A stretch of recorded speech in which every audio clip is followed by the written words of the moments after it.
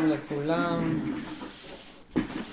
אני מיכל הסבירה, והיום אני אראה לכם מה קורה כשקונים כינור.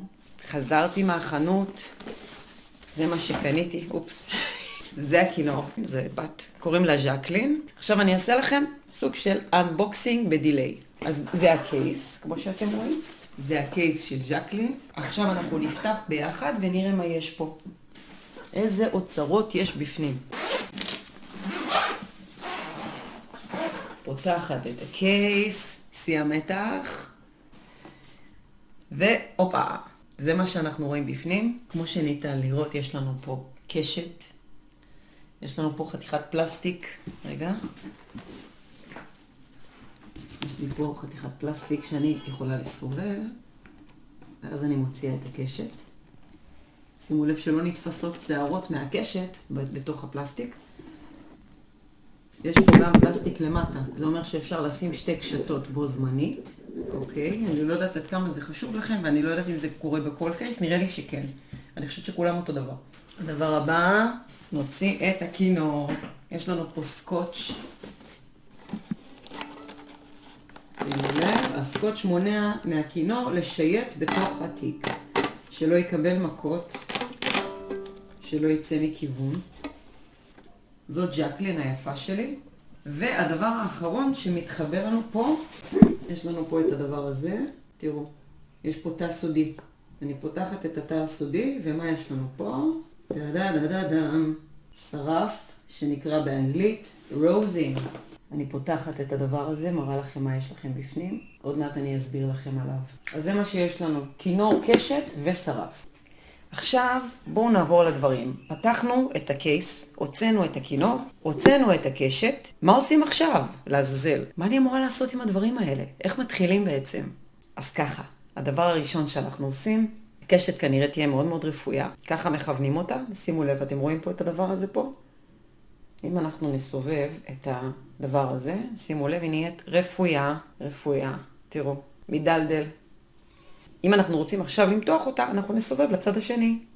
שימו לב, אם נגיד ככה, אני מחזיקה למטה, אז בכיוון הזה, אוקיי? אני מסובבת, מתוחה יותר, שגם לא תהיה מתוחה מדי. זה לא טוב שהיא מתוחה מדי, צריך שזה יהיה מתוח במידה סבירה. כמו מיכל הסבירה. השלב הבא, אנחנו נמרח שרף על הקשת, וזה מחזיר אותנו לנושא הקודם שדיברנו עליו. הקופסה הנחמדה הזאת, יש בתוכה את הדבר הצהוב, המסקרן הנ"ל, שנראה כמו דבש קפוא, כמו ג'לי. זה לא מרכב כמו של ג'לי, כן? זה קשה. מכיוון שזאת פעם ראשונה, אנחנו נמרח שרף במשך 10 דקות. איך אנחנו מורחים? בצורה כזאת. ככה אנחנו נמרח כל הקשת. שימו לב, לא לקפח את הקצוות. שיהיה פה למרוח למטה ולמרוח למעלה. אנשים לפעמים מורחים רק באמצע, אבל הקשת צריכה להיות מרוחה בשרף מההתחלה ועד הסוף, כי אנחנו משתמשים בכל האורך שלה. מרחנו 10 דקות. השלב הבא, גבירותיי ורבותיי, זה כיוון הכינור. אבל אני לא אלמד אתכם כרגע איך מכוונים כינור, מכיוון שזה תהליך שלוקח זמן. אני מצרפת למטה בתיאור סרטון אחר שלי, איך מכוונים כינור, וזה כל מה שאתם צריכים. למה אנחנו צריכים כינור מכוון? כדי שלא נשמע יותר גרוע ממה שנשמע.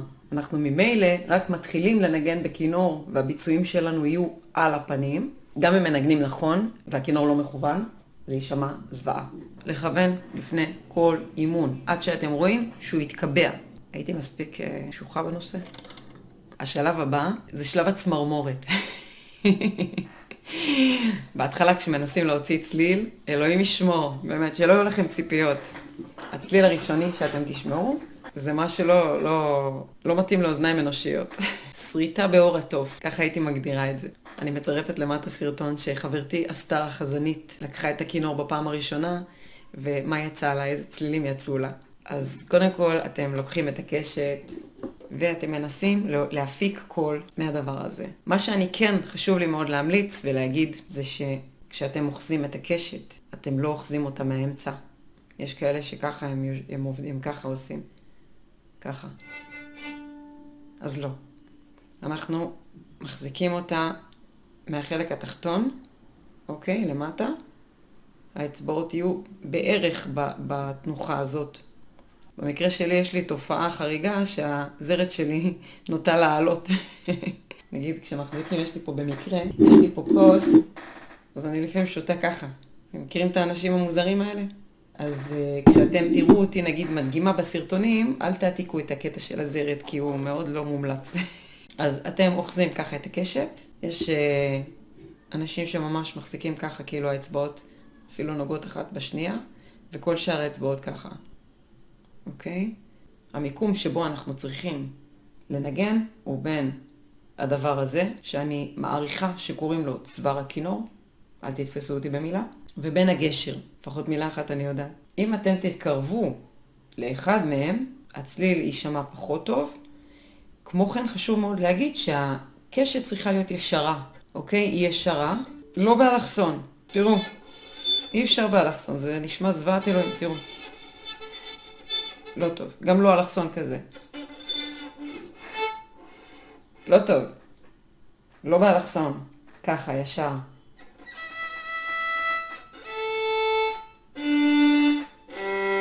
כמו שאפשר לראות, יש גם זוויות. אתם צריכים לדעת לנגן את הזווית הנכונה. אם אנחנו עכשיו רוצים לנגן במיתר השלישי, אנחנו לא יכולים לעשות ככה, כי זה המיתר התחתון. הזווית הזאת מתאימה למיתר התחתון. הזווית הזאת למיתר השני. הזווית הזאת למיתר השלישי. והזווית הזאת למיתר הרביעי. זה אומר שבעצם יש לנו כמה דברים שאנחנו צריכים לחשוב עליהם בזמן שאנחנו מנגנים. אנחנו צריכים לחשוב על הזווית של הקשת, שזה אומר היד שלנו משנה את המנח שלה. אנחנו לא אמורים לעשות ככה אגב, ולא להרים את הכתף. התנועה היא באה מהמרפק, סבבה? המרפק. אז ככה המרפק שלנו למטה, המרפק עולה, המרפק עולה והמרפק עולה. אנחנו צריכים לחשוב על איך אנחנו מחזיקים, איך אנחנו אוחזים בקשת. הזווית שלנו, של איזה מיתר אנחנו מנגנים, וגם הזווית של הקשת שהיא חס וחלילה לא תלך באלכסון. יש לנו הרבה דברים לחשוב עליהם ביד ימין. ועכשיו ניגש ליד שמאל, שגם לה יש הרבה מה לעשות, מסכנה. בעצם יד שמאל היא אחראית על ללחוץ על המיתרים. זה אומר שיש הרבה דברים שעליהם צריך לחשוב בעת הנגינה, אבל מתקדמים דבר. אם תחשבו על הכל בבת אחת, אתם תיכנסו לדיכאון. ככה אוחזים את הקשת וככה מנגנים. כמובן שהיום אני לא אסביר עדיין על יד שמאל, מכיוון שזה קצת יותר מדי לפעם אחת. את יד שמאל לא נפעיל כרגע. מה שכן, אני רוצה גם להסביר לכם על הדבר הבא, שזה נקרא shoulder rest, שזה בעצם משענת כתף. כרית לכתף, כרית לכינור, whatever. אני אראה לכם מה זה. האמת שאני עשיתי על זה סרטון. אני כן ממליצה לכם לראות את הסרטון של ה-shoulder rest. אני אראה לכם עכשיו ממש בקצרה. הסרטון אני אשים אותו בדיסקריפשן. shoulder rest אני מלבישה את זה על הכינור. זה דבר שאני מלבישה על הכינור בגלל שיש מרחק בין הכתף לסנטר שלנו, ללחי שלנו לסנטר, ואז הכינור זז לנו. עכשיו אנחנו כן צריכים שתהיה לו אופציה לעמוד בצורה כזאת, כי לפעמים אנחנו נצטרך להעביר את האצבע בלי שום תמיכה. לא תמיד היד תומכת. השולדר רסט בעצם ממקם את הכינור בצורה נוחה, בין הכתף, לפנים, לסנטר שלנו, ללחי שלנו. אנחנו יכולים להחזיק אותו בצורה נוחה, וגם השולדר רסט הזה הוא מתכוונן. אפשר לשנות את הזוויות שלו פה, שיעמוד בצורה נוחה יותר. כל אחד והכתף שלו. אני מאוד ממליצה על הדבר הזה שקניתי. אם היום אני מנגנת בלי השולדר רסט, לא נוח לי בכלל. זה יגרום לי לנגן פחות טוב. יש משהו שלא דיברנו עליו, דיברנו על הכל. יש לי עוד פיסת אינפורמציה שהיא יכולה לעניין אתכם. אחרי תקופה מסוימת התעקמה לי הקשת. בהתחלה חשבתי שזה כי ישבתי עליה בטעות, אבל לא, זה לא בגלל שישבתי עליה בטעות. מסתבר שזאת תופעה שקורית, זה קורה לקשתות. נפל לי השולדר רסט. הקשת נוטה להתעקם אחרי כמה זמן, ואז אפשר פשוט לקנות קשת חדשה. עכשיו, לשמחתנו הרבה, אנחנו אנשים סבירים, ולכן אנחנו גם קונים קשת סבירה. קשת סבירה עולה 100 שקל. אפשר אולי אפילו בפחות, אז בוא נגיד לא סוף העולם. לאנשים, נגיד, ממש מקצוענים, יש להם קשת מאוד יקרה, ואז הם הולכים לתקן אותה ב$100. שתבינו כאילו את הקטע, ש$100 עולה התיקון, אצלנו 100 שקל עולה הקשת, אז כיף להיות סבירים. וזהו בעצם, אני חושבת שעברתי על כל הנושאים. היה פה הרבה חומר, אני מקווה שמצאתם עניין ותועלת בשיעור הזה. כרגיל, החפירה הקבועה, אני אשמח ללייקים, אני אשמח לשיתופים, הרשמה לערוץ למי שעוד לא נרשם, יהיו עוד הרבה חומרים בהמשך. אפשר לקנות לי קפה, כל מי שנהנה ממני באופן קבוע. כמובן שלא חייבים חס וחלילה, לא חייבים, רק אם ממש ממש בא לכם לפרגן למיכל הסבירה. שיהיה לכם המשך יום נפלא, ואנחנו נתראה בסרטון הבא. אני הייתי מיכל הסבירה.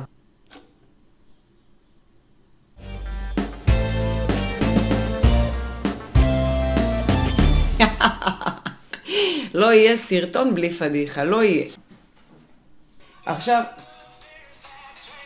TMI, אמרתי את זה יותר מדי מסובך ממה שזה לדעתי.